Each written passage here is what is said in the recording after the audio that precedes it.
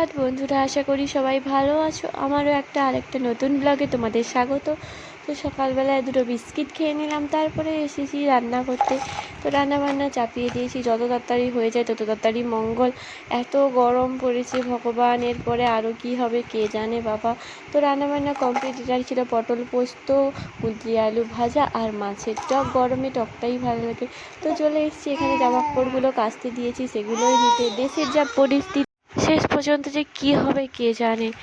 তো যাই হোক, জামা কাপড়গুলো নিয়ে চলে যান। দেখো বাচ্চাটা ঘুমোলে কতই না শান্ত লাগে। সারাদিন এত বদমাশি করে বেড়ায়, এত দুষ্টু হয়েছে এখন থেকে, জানি না বড় হলে কি করবে। সেই চিন্তায় চিন্তায় তো আমারও মনে হয় তো কত আদর করি ঘুমোলে, কত শান্ত লাগে। যাই হোক, উনি ঘুরে টুরে চলে এসছেন। দেখো কীরকম চলে আসবে নতুন জুতা পরে, পট পট পট পট চলে যাবে, মানে রীতিমতো ছুটতে থাকে ওটা নিয়ে।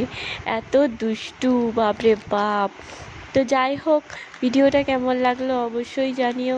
এখানে ও খেলছিল সন্ধেবেলাতে, আর কোনো ব্লগ করিনি। কালকে আসছে একটা ভালো ব্লগ, তো অপেক্ষা করো। ভালো থেকো আর আমার রেসিপিগুলোকে একটু সাপোর্ট করো।